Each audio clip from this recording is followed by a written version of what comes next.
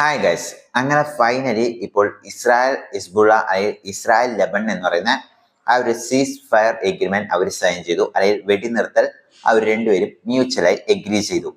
അപ്പോൾ ഈ ഒരു എഗ്രിമെന്റ് സൈൻ ചെയ്ത് കഴിഞ്ഞപ്പോൾ ഇപ്പോൾ ഇസ്രായേൽ മീഡിയസും വെസ്റ്റേൺ മീഡിയസ് എല്ലാം വലിയ രീതിയിൽ ആഘോഷിക്കുന്നു. അതായത് ഇസ്രായേൽ മീഡിയസ് എല്ലാം പറയുന്നത് ഇത് ഇസ്രായേലിന് കിട്ടിയ അല്ലെങ്കിൽ പ്രൈം മിനിസ്റ്ററായ ബെഞ്ചമിൻ നെതന്യാഹുവിന് കിട്ടിയ ഏറ്റവും വലിയൊരു വിക്ടറിയാണ്, അല്ലെങ്കിൽ ഏറ്റവും വലിയൊരു വിജയമാണ്. അതുപോലെ തന്നെ അമേരിക്കയും ഫ്രാൻസും കൂടിയാണ് ഈ ഒരു വെടിനിർത്തൽ എഗ്രിമെന്റിനെ ഇനിഷ്യേറ്റ് ചെയ്തത്. അപ്പോൾ അവരും പറയുന്നത് ഇത് ഇസ്രായേലിന് കിട്ടിയ ഏറ്റവും വലിയൊരു വിക്ടറിയാണ്, അതുപോലെ തന്നെ അവർക്ക് കിട്ടിയ പേഴ്സണൽ വിക്ടറിയും കൂടിയാണെന്ന് പറഞ്ഞുകൊണ്ട് എല്ലാ മീഡിയസും വലിയ രീതിയിലുള്ള സപ്പോർട്ടും അതുപോലെ തന്നെ വലിയ രീതിയിൽ ആഘോഷിച്ചുകൊണ്ടിരിക്കുകയാണ്.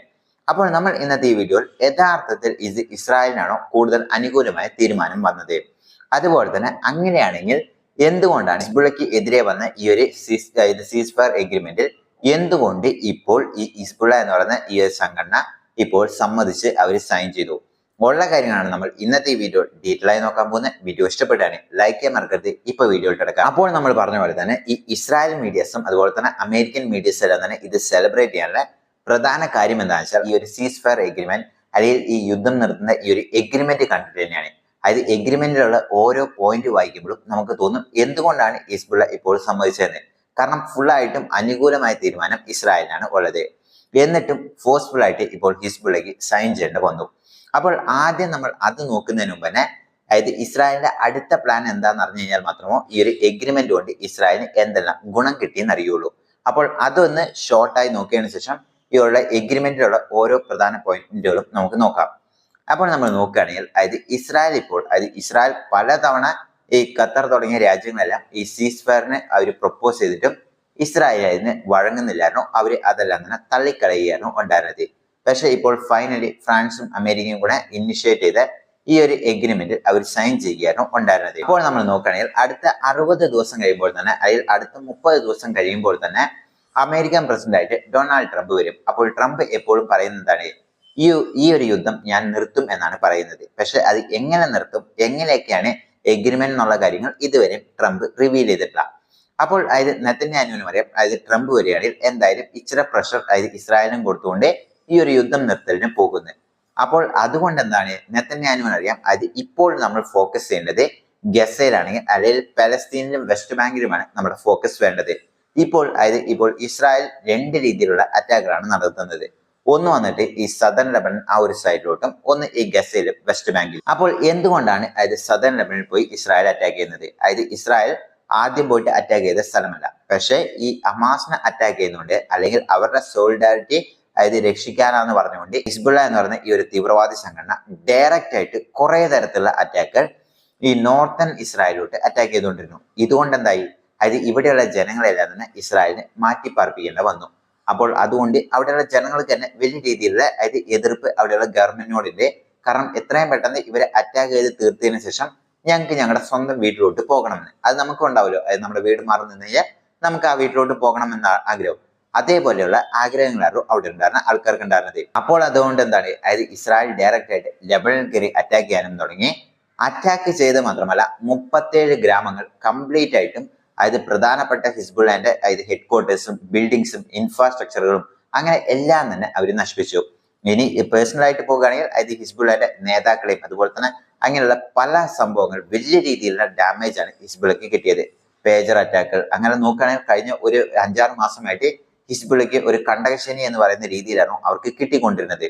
അപ്പോൾ അങ്ങനെയുള്ള സാഹചര്യത്തിൽ അതായത് ഇസ്രായേൽ ഏകദേശം 40 to 60 കിലോമീറ്റർ ദൂരത്തോട്ട്, അതായത് ഈ ലെബനൻ എന്ന് പറയുന്ന സദേൺ ലെബനന്റെ 60 കിലോമീറ്റർ ദൂരത്തോട്ട് കംപ്ലീറ്റ് ആയിട്ടും ഇപ്പോൾ ഇസ്രായേൽ ആർമിന്റെ കൺട്രോളിലാണ് ഉള്ളത്. അതായത് UN പീസ് കീപ്പിംഗ് എഗ്രിമെന്റിന്റെ എല്ലാം മുന്നിൽ കടന്നുപോയി അവർ 60 കിലോമീറ്റർ കംപ്ലീറ്റ് ആയിട്ടും അത് ഇസ്രായേലിന്റെ കൈവശമാണ്, അല്ലെങ്കിൽ ഇസ്രായേലാണ് കൺട്രോൾ ചെയ്തുകൊണ്ടിരിക്കുന്നത്. അപ്പോൾ ഇതുകൊണ്ടെന്നാണ് അതായത് അവിടെ മൊത്തം കൺട്രോൾ ചെയ്തുകൊണ്ടിരുന്നു കഴിഞ്ഞാൽ അവിടെ ഹിസ്ബുള്ളയും അതായത് IDF-ഉമായിട്ട് യുദ്ധം നടക്കണം.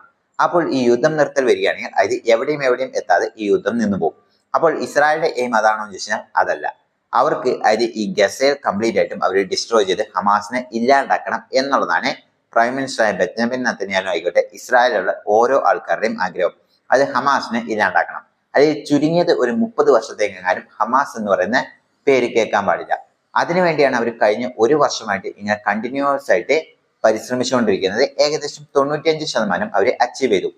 അപ്പോൾ ആ ഒരു സാഹചര്യത്തിലാണ് ഇപ്പോൾ ഈ യുദ്ധം നിർത്തൽ വന്നുകൊണ്ട് തന്നെ അവിടെ നിന്ന് അതായത് ഈ ലെബനിൽ നിന്ന് കംപ്ലീറ്റ് ആയിട്ടും IDF-നെ പിൻവലിച്ചുകൊണ്ട് അതായത് അവരിൽ നിന്ന് കംപ്ലീറ്റ് ആയിട്ടും ആർമീനെ അവിടുന്ന് പിൻവലിച്ചുകൊണ്ട് ഇവിടെ അതായത് ഈ ഗസയിൽ അവർക്ക് ഫുൾ ഓപ്പറേഷൻ നടത്താൻ പറ്റും. അതായത് ഇനി ബാക്കിയുള്ള ഹമാസിനെ കണ്ടുപിടിക്കുകയും അതുപോലെ തന്നെ റാഫ ബോർഡറിലെല്ലാം ഡയറക്റ്റ് ആയിട്ട് അവിടെ പോയി നിന്ന് ടണലുകളും അതുപോലെ തന്നെ അങ്ങനെയുള്ള എല്ലാ ഇൻഫ്രാസ്ട്രക്ചറും കണ്ടുപിടിച്ച് അവർക്ക് ഡിസ്ട്രോയ് ചെയ്യാൻ പറ്റും.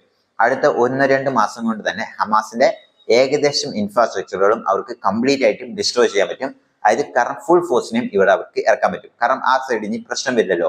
അപ്പോൾ ഇത് എന്തുകൊണ്ടും അതായത് ബെഞ്ചമിൻ നെതന്യാഹുവിനും അതുപോലെ തന്നെ ഇസ്രായേലിനെ നോക്കുമ്പോൾ ഒരു അനുകൂലമായ സിറ്റുവേഷൻ ആണ്. ഇനി നമ്മൾ നോക്കുകയാണെങ്കിൽ ട്രംപ് ഈ യുദ്ധം നിർത്തൽ നോക്കുന്നുണ്ടെന്ന് പറഞ്ഞല്ലോ. അപ്പോൾ ട്രംപ് എങ്ങനത്തെ യുദ്ധം നിർത്തലാന്നുള്ള കാര്യം ഇതുവരെയും കൺഫേം ആക്കിയില്ല, അല്ലെങ്കിൽ റിവീൽ ചെയ്തിട്ടില്ല. അപ്പോൾ കഴിഞ്ഞ വട്ടം നെതന്യാഹു UN ജനറൽ അസംബ്ലിയിൽ സംസാരിക്കുമ്പോൾ ഒരു മാപ്പ് കാണിച്ചു. ആ മാപ്പിൽ ഗസയോ അല്ലെങ്കിൽ പാലസ്തീനോ വെസ്റ്റ് ബാങ്കോ അതിൽ ഇല്ല, മൊത്തമായിട്ടും ഇസ്രായേൽ എന്നാണ് കൊടുത്തിരിക്കുന്നത്. ഒരുപക്ഷെ ട്രംപ് വരികയാണെങ്കിലും അത് ഇസ്രായേൽ മാത്രമോ ഉള്ളൂ എന്ന് പറഞ്ഞാലും അതിൽ അതിശയിക്കേണ്ട കാര്യങ്ങളൊന്നുമില്ല. ആ ഒരു രീതിയിലാണ് ഇപ്പോൾ ഇസ്രായേലും അതുപോലെ തന്നെ അമേരിക്കയും പ്ലാൻ ചെയ്ത് മുന്നോട്ട് പോകുന്നത്. ഇതെന്തുകൊണ്ടും അത് ഇങ്ങനെ കംപ്ലീറ്റ് ആയിട്ടും ഹമാസിനെ ഡിസ്ട്രോയ് ചെയ്തുകൊണ്ട് അവിടുത്തെ കംപ്ലീറ്റ് കൺട്രോളും ഇസ്രായേലിന്റെ അടുത്താണ്. അവിടെയുള്ള ജനങ്ങൾ മാത്രം താമസിക്കാം എന്നുള്ള ഒരു കൺട്രോളിലോട്ടായിരിക്കും ഇസ്രായേൽ മുന്നോട്ട് പോകുന്നത്. അതുകൊണ്ട് ഇനി ഹമാസിനെ സംബന്ധിച്ചോളം ഏറ്റവും ഡാർക്കർ ഏജിലോട്ടാണ് അവർ പോകുന്നത്. അതായത് ഇതുവരെ ഹമാസിനെ തൊടുമ്പോൾ അതായത് ഹിസ്ബുള്ള അറ്റാക്ക് ചെയ്യാനോ ഇതുകൊണ്ട് ഇസ്രായേലിന് 2 തരത്തിലുള്ള പ്രശ്നമുണ്ടാകും. പക്ഷെ ഇനി ഹിസ്ബുള്ളയ്ക്ക് ഒരു റോക്കറ്റ് പോലും ലോഞ്ച് ചെയ്യാൻ പാടില്ല. അങ്ങനെ ലോഞ്ച് ചെയ്യാൻ പാടില്ല എന്നുള്ളൊരു നിയമമുള്ളതുകൊണ്ട് തന്നെ ഹിസ്ബുള്ള അവിടെ മിണ്ടാതിരിക്കും. അതായത് ഹിസ്ബുള്ളനെ തൊട്ട ഇറാൻ വരും എന്ന് പറഞ്ഞിട്ട് ഇറാൻ പോലും വന്നില്ല. അപ്പോൾ ഇനി അതായത് ഈ ഗസയിലുള്ള ഹമാസിനെ തൊട്ട് കഴിഞ്ഞാൽ ആര് വരും? അതുകൊണ്ട് ഹമാസിനെ ഇനി നോക്കണേ ഏറ്റവും ഡാർക്കർ ഏജിലോട്ടാണ് അവർ കടന്നു പോകുന്നത്. അതുകൊണ്ട് തന്നെ അവിടെയുള്ള ജനങ്ങൾക്കെല്ലാം വളരെയധികം ഹാപ്പിയാണ്. ഇനി ഈ ഡിമാൻഡ്സിലോട്ട് വരാം. അതായത് ഈ യുദ്ധം നിർത്താൻ വേണ്ടി 2 പാർട്ടികളും അംഗീകരിച്ച ഡിമാൻഡ്സുകൾ എന്തൊക്കെയാ നമുക്ക് നോക്കാം. അതായത് നമ്മൾ നേരത്തെ പറഞ്ഞ പോലെ തന്നെ അതായത് ഈ നോർത്തേൺ ഇസ്രായേലുള്ള ആ സ്ഥലങ്ങൾ കംപ്ലീറ്റ് ആയിട്ടും ഈ ഹിസ്ബുള്ള കംപ്ലീറ്റ് ആയിട്ടും റോക്കറ്റ് വിട്ടുകൊണ്ടിരിക്കുന്നതുകൊണ്ട് തന്നെ അവിടെ ജനങ്ങൾക്ക് സേഫ് ഇല്ല എന്ന് പറഞ്ഞുകൊണ്ട് വേറെ സ്ഥലത്തോട്ട് അവർ പോകേണ്ടി വന്നു. ഇനി ഈ യുദ്ധം നിർത്തൽ വരികയാണെങ്കിൽ അവർക്കെല്ലാം തിരിച്ചവിടെ വന്ന് നിൽക്കാൻ പറ്റും.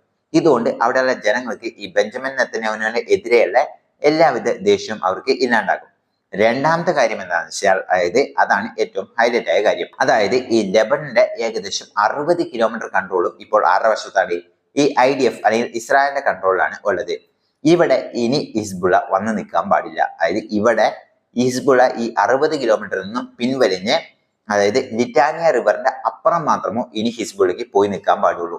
ഇതുകൊണ്ട് എന്താണ് ഹിസ്ബുള്ള ഡയറക്റ്റ് ആയിട്ട് വീക്ക് ആയിക്കൊണ്ടിരിക്കുകയാണ്. അതായത് ഇസ്രായേൽ ബോർഡറിലോട്ട് ഡയറക്റ്റ് ആയി ഹിസ്ബുള്ളക്ക് ഇനി ഒന്നും ചെയ്യാൻ പറ്റില്ല. ആ സ്ഥലങ്ങൾ ഈ 60 കിലോമീറ്ററിൽ നിന്ന് ഇസ്രായേൽ പിൻവലിയും. പക്ഷെ ലെബനൻ ആർമി ആയിരിക്കും അവിടെ ഇനി കൺട്രോൾ ചെയ്യാൻ പോകുന്നത്. അതിന്റെ ഇപ്പുറത്ത് UN ആർമി, അതിന്റെ ഇപ്പുറത്തായിരിക്കും IDF. അതുകൊണ്ട് ഇനി ഹിസ്ബുള്ളക്ക് ഇസ്രായേലിനെ അറ്റാക്ക് ചെയ്യണമെങ്കിൽ ആദ്യം ഈ ലെബനൻ ആർമി കടന്നു വന്ന് UN ആർമി കടന്നു വന്ന് അത് കഴിഞ്ഞിട്ടായിരിക്കും ഇസ്രായേലിനെ അറ്റാക്ക് ചെയ്യാൻ പറ്റുള്ളൂ. ഇതുകൊണ്ട് വീണ്ടും അതായത് ഈ ഹിസ്ബുള്ള എന്ന് പറയുന്നത് ഇവരുടെ പവർ ഇല്ലാണ്ടായിക്കൊണ്ടേ ഇരിക്കുകയാണ്. അതായത് ഇവർ ഏകദേശം ഇനി ഇസ്രായേൽ ബോർഡറിൽ നിന്ന് 60 to 70 കിലോമീറ്റർ അപ്പുറം മാത്രമോ ഇനി ഹിസ്ബുള്ളയ്ക്ക് നിൽക്കാൻ പാടുള്ളൂ എന്നുള്ളതാണ് നിയമം. അത് മാത്രമല്ല ഈ 60 to 70 കിലോമീറ്റർ അതായത് ഹിസ്ബുള്ളന്റെ പ്രധാനപ്പെട്ട ഇൻഫ്രാസ്ട്രക്ചറുകളും ബിൽഡിങ്ങുകളും ഇല്ലാണ്ടാക്കി. അപ്പോൾ ഇനി ആ ബിൽഡിങ്ങുകളൊന്നും തന്നെ റീഡെവലപ്പ് ചെയ്യാനോ അല്ലെങ്കിൽ റീബിൽഡ് ചെയ്യാനോ പാടില്ല എന്നാണ് പറഞ്ഞിരിക്കുന്നത്. അതായത് UN റെസൊല്യൂഷൻ 1701 എന്ന് പറയുന്ന ആ ഒരു പ്രകാരം തന്നെയാണ് ഇത് വീണ്ടും എഗ്രിമെന്റിലോട്ട് വന്നിരിക്കുന്നത്. അപ്പോൾ എന്താണ് അതായത് ഇവിടെ നിൽക്കുന്ന ആൾക്കാർക്കൊന്നും ഇവിടെ നിൽക്കാനും പറ്റില്ല. ആ ഹിസ്ബുള്ള എല്ലാം കംപ്ലീറ്റ് ആയി പിൻവലിയണം. അതുപോലെ തന്നെ ഇവിടെ ഒന്നും തന്നെ ചെയ്യാൻ പറ്റില്ല. ലെബനൻ ആർമിയോ UN പീസ് കീപ്പിംഗ് ആർമിയോ അല്ലാണ്ട് വേറെ ആരെയും അതായത് ഈ തോക്കുകൊണ്ട് എങ്ങാനും ഇവിടെ നടന്നു കഴിഞ്ഞാൽ അതായത് നടന്നാൽ മാത്രം മതി അവരെ വീണ്ടും കംപ്ലീറ്റ് ആയിട്ട് ഈ ലെബനിൽ കയറി അറ്റാക്ക് ചെയ്യാനുള്ള ഫുൾ റൈറ്റ്സ് ആണ് ഇസ്രായേലിന് കൊടുത്തിരിക്കുന്നത്. ഇനി നമ്മൾ നോക്കുകയാണെങ്കിൽ അതായത് ഈ ഇലക്ഷൻ കഴിഞ്ഞ് ട്രംപ് വരുന്ന ആ ഒരു സാഹചര്യത്തിൽ ട്രംപ് കൂടുതലായിട്ടും ഇറാനായിരിക്കും ഫോക്കസ് ചെയ്യാൻ പോകുന്നത്. അപ്പോൾ ആ ഒരു സമയത്ത് ഹിസ്ബുള്ളയ്ക്ക് വരാൻ പറ്റുമോ എന്ന് ചോദിച്ചാൽ ആ ഒരു സമയത്തും ഹിസ്ബുള്ളയ്ക്ക് വരാൻ പറ്റില്ല. അതായത് ഇസ്രായേലിനെ വെച്ചിട്ടായിരിക്കും ട്രംപ് അതായത് ഇറാനെതിരെ പ്ലാൻ ചെയ്യുന്നത്. അപ്പോൾ ആ ഒരു സമയത്താണെങ്കിലും ഈ ഹിസ്ബുള്ള എന്ന് പറയുന്ന ഈ ഒരു തലവേദന ഇപ്പോൾ തൽക്കാലം കുറച്ച് വർഷത്തേക്കെങ്ങാനും ഇസ്രായേലിന്റെ തലയിൽ നിന്ന് ഒഴിഞ്ഞിരിക്കുന്നു. അപ്പോൾ എന്തുകൊണ്ടും ഇത് അതായത് ഹിസ്ബുള്ള എന്ന് പറയുന്ന ആ ഒരു സംഘടനയ്ക്ക് ഏറ്റവും വലിയൊരു തിരിച്ചടി തന്നെയാണ്. അത് അവര് ഇപ്പോൾ 60 കിലോമീറ്റർ കൂടെ പിന്നിലോട്ട് വരേണ്ടി വന്നു. അതുകൊണ്ട് എന്തുകൊണ്ടും ഇപ്പോൾ ഒരു അനുകൂലമായ സിറ്റുവേഷൻ ഇസ്രായേലിന് തന്നെയാണ്. അതുകൊണ്ട് തന്നെയാണ് ഈ ഒരു എഗ്രിമെന്റിൽ ഇസ്രായേലും അക്സെപ്റ്റ് ചെയ്തത്. ഹിസ്ബുള്ള എന്തുകൊണ്ട് ഇതിൽ അക്സെപ്റ്റ് ചെയ്തു എന്ന് വെച്ചാൽ അവർക്ക് വേറെ വഴിയില്ല. അത് ഇനിയും ഇത് കണ്ടിന്യൂ ഇത് പറ്റില്ല എന്ന് പറഞ്ഞുകൊണ്ട് അറ്റാക്ക് ചെയ്ത് മുന്നോട്ട് പോവുകയാണെങ്കിൽ ഇനി എന്തായിരിക്കും അടുത്ത് സർപ്രൈസ് ചെയ്യാൻ പോകുന്നത് എന്ന് അറിയില്ല.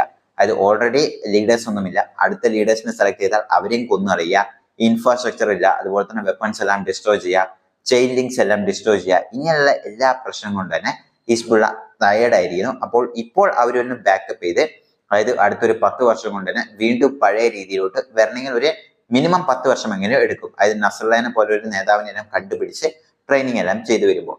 അപ്പോൾ അത്രയും വർഷം ഇത് നമ്മൾ ഇപ്പോൾ അറ്റാക്ക് ചെയ്ത് കഴിഞ്ഞാൽ അതായത് ഈ ഹിസ്ബുള്ള എന്ന് പറയുന്ന സംഘടന തന്നെ ഇല്ലാണ്ടാവും എന്ന് അവർക്കറിയാം.